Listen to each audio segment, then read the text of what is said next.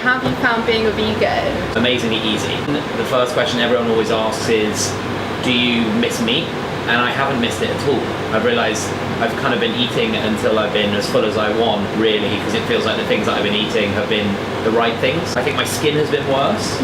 A starting point for me is going back to the very beginning, which is, if I came to you and said, right, I'm going to go vegan, what would you say? What would be the right, okay, go? Okay, so maybe I'll just give you some of the options in terms of what nutrients you could become deficient in, and then we'll answer your other questions. Yeah, perfect. Yeah. So I think the first thing which you were doing was supplementing with B12. Yeah. So that's going to be really important because vitamin B12 is mostly found in animal products. You do find B12 in some kinds of algae, but like a very, very small amount, so it's sort of negligible. And B12 is so important for energy, for brain function, and sort of for blood formation. Vitamin B, there are a whole range of B vitamins basically, and it's one of the B vitamins, but it's the B vitamin which is solely really found in animal products. Got it. So the best way to get that in your diet is to supplement. There really isn't any other way, and great that you have had optimal energy, and it may be because you're supplementing with B12, but some people, if they're not supplementing and they're cutting out all animal products, they may end up feeling pretty tired. So what other supplements are you taking? They're all Wild Nutrition supplements. Yeah. So that's the company that we work with as Press, because everything they make is essentially food derived supplements, so nothing synthesized.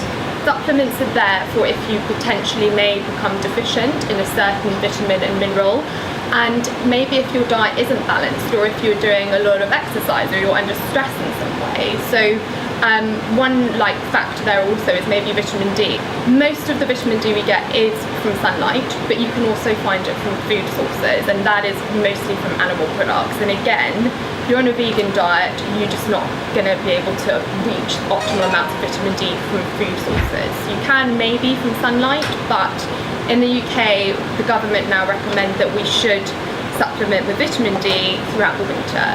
So you can always get your levels checked, and if you have any deficiencies there, the government say, okay, 400 IUs, which Wild Nutrition actually do every day throughout the winter period.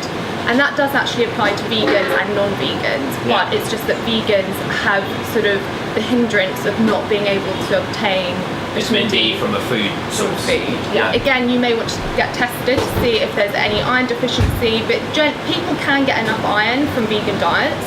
The best iron that will be sort of absorbed at its best rate is from meat products, so that's called heme iron. And then you have non-heme iron in vegetables and plant-based food, and that's not absorbed nearly as well. And to increase the absorption of iron, you need to combine those foods with vitamin C. So whether it's like iron sources with the loads of vitamin C rich vegetables and fruit, or juices alongside your meals, it drastically increases the absorption of iron from that food. So it's a plus point. If you're not eating enough fruit and vegetables at your meals, you may want to supplement with vitamin C at each meal to aid the absorption of iron in your diet, and that's essential for energy. I've been taking, I think, B12, iron, vitamin C, and I think that's it. Yeah. This month. So the question, for me ongoing is, should I be taking that ongoing anyway? Interestingly, whether I go back on to being non-vegan or flexitarian or veggie, what do you think about that? Again, it very much depends on the individual. So if you went back to eating meat, you may not need to supplement with B12 because you're getting enough in your diet. There are certain vitamins and minerals like vitamin C, B vitamins, which are water soluble, and you excrete them. So when I have a Berocca, or like a lot of vitamin C and my pee goes orange, is that what's causing that?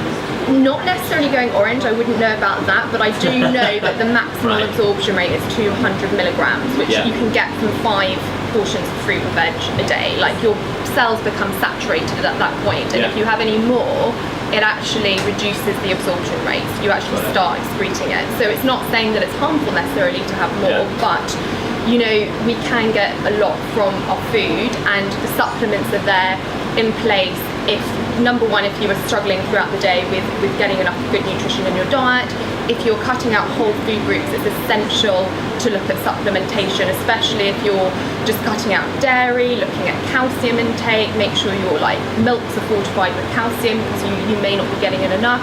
B12 if you're vegan. The other thing is omega-3 fats as well if you're vegan. It's these sorts of things. You've got to look at where you may be lacking elements in your diet. People do sometimes get confused in terms of which supplement should I be taking, where could I become deficient.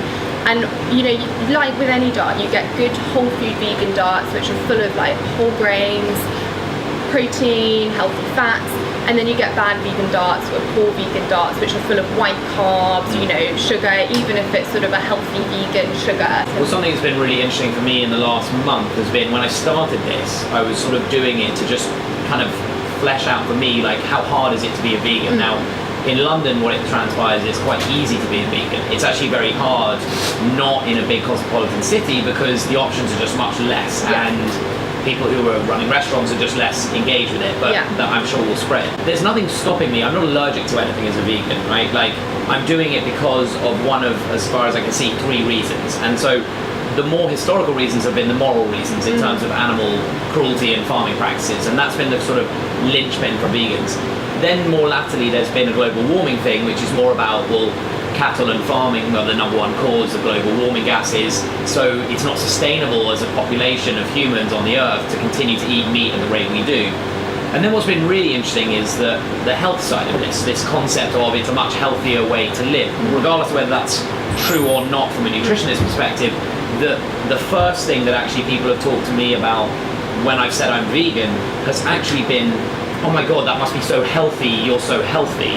And what's really interesting is, in terms of people being willing to change their diets, whether it's for a moral reason, whether it's for a global warming reason, whether it's for a health reason, the health is the most compelling because people ultimately are not selfish, but they're much more likely to change if they can see a benefit for them. And so what's been really interesting is how many people go, do you know what, I was actually thinking about doing that. When it was about animal cruelty, what people are like is, oh my god, that is so true because cows are really sweet, but then they get on with eating their steak. People are suddenly much more interested in doing what is ultimately the right choice from a moral perspective, the right choice from a global warming perspective, because it ultimately delivers a potentially tangible benefit for themselves, which has been really interesting because I didn't expect that. So, do you endorse being a vegan from a nutritional perspective, out of interest? I don't really endorse any kind of diet because I think there is no one set diet for everybody. I think everybody's individual, and veganism suits some people, and there's different reasons why people go on vegan diets, whether it's from an ethical or health point of view. It's got to be a diet which suits you. And I know we were talking about flexitarianism, which is a new, obviously, concept, a relatively new term.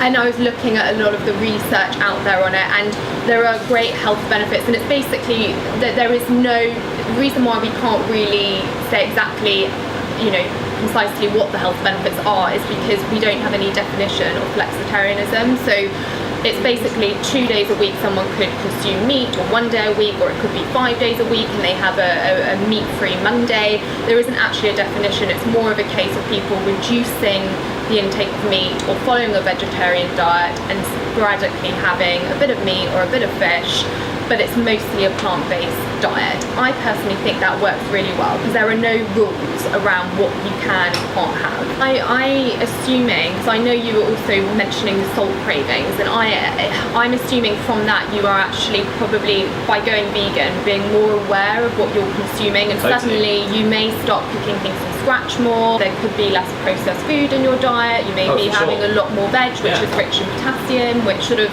counteract salt. In one of my videos I said, has anyone noticed who's become a vegan if there was a diminishment in libido? Intrigued. Okay, there's no direct link basically, because obviously for anybody libido ebbs and flows, and the things that you may want to focus on with vegan diets and libido is looking at protein, just making sure you are getting enough at breakfast, lunch, dinner, because low protein intake has been linked with low testosterone. Testosterone is a primary sort of sex drive hormone for males. The other area you may also want to look at is zinc, which is really interesting because most of our zinc intake comes from sort of red meat and poultry and seafood.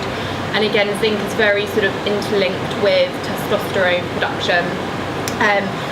You can get zinc from plant-based foods. The absorption rate is probably lower than it is in meat, purely because there are other factors in plant-based foods which may inhibit absorption. Right. But great sources can be sea vegetables like seaweed, pumpkin seeds are amazing as well, nuts, beans, lentils, chickpeas, pulses, all those sorts of things, just making sure you're getting enough of those in your diet. But saying that there isn't really a direct link with libido and veganism. I'll tell my friend who wanted me to ask the question. Do you think you're going to continue being a vegan? So I think that I will continue to be a vegan, but I think I will be a kind of flexitarian version. I almost think of myself as I'll be a 5-day vegan, because I sort of think that feels like about the right balance. I still think that on the weekend I will aim to be more vegan and veggie than anything else, but I think when there's an opportunity to have something that I decide to eat, I think I may do that. Yeah. But it's interesting, I literally do not miss one thing in my diet. All I like is eating till I'm full. And which is great, and that's probably because the vegan diets are so rich in fibre. They are so rich in fibre because obviously beans, lentils, chickpeas, all these nuts, seeds and vegetables are our main sources of fibre. And so fibre keeps you full. It's got that fuller for longer aspect to it, which is a really, really important part. And actually most people in the UK are consuming half of their RDA or recommended intake of fibre, whereas vegan and vegetarian diets, if they are whole food, sort of like well-planned diets, they are a lot more higher in fibre, and that's where a lot of the health benefits come as well from these types of diets. Thank you, as always. High five it out, and we'll see you soon.